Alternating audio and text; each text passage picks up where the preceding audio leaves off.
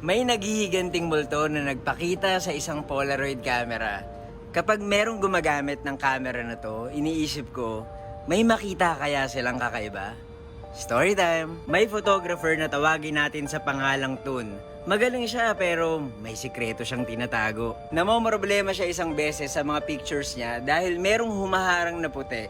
Parang dumi o kaya usok. Nakakatakot kasi hindi naman normal na nangyayari yun. Minsan pa nga, may nagpapakita na muka na wala naman talaga dun nung kinuhaan yung picture. Pero hindi lang yun yung problema niya.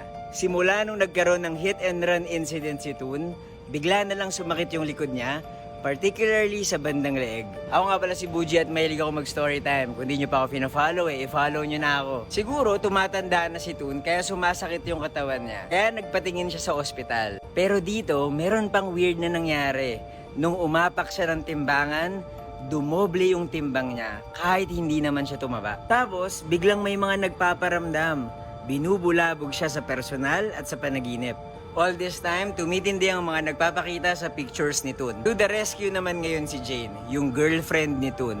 Nag-investigate siya base sa mga nakita niya sa litrato, pati na rin sa mga kwento ni Tun. At dito niya nalaman yung sikreto ni Tun. Merong babaeng nawala ang buhay dahil sa boyfriend niya. Nangyari itong lahat nung college pa lang si Tun. At meron palang naunang hit and run incident itong photographer na to. Nagmamaneo siya at sakay niya ang mga kabarkada niya nang biglang may nasagasaan siyang babae. Nagkataon na yung babaeng nasagasaan ni Tun, merong gusto sa kanya. At hindi lang basta-bastang gusto. Obsessed na obsessed kay Tun. Kaya lang, hindi naman siya gusto ni Tun at nagkataon na binubuli ng kabarkada ni Tun itong babaeng to. Kaya ngayon, naghihiganti yung babae, nagpaparamdam at binubulabog si Tun. Habang nangyayari tong lahat, pinoproblema pa rin ni Tun yung masakit niyang likod at leeg. Isang gabi, sa bahay ni Tun, binulabog na naman siya ng multo ng babae. Pero this time, hinarap na ni Tun yung kanyang takot. Gamit yung Polaroid camera niya, pinicturan niya yung bawat sulok ng bahay niya para lang makita kung nasan yung multo. Nakailang picture siya pero hindi pa rin nagpapakita yung babae hanggang sa nabitawan ni Tun yung Polaroid camera.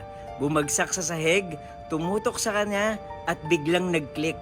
Nakuhaan siya ng picture. Dito na kinilabutan si Tun. Nakita niya sa picture yung katawan niya.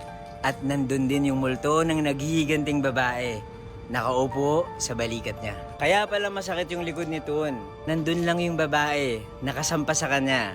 Akay-akay niya saan man siya magpunta. Ito yung kwento sa pelikulang Shutter. Isa tong Thai film noong 2004 and naalala ko, grabe yung takot ko nung napanood ko to.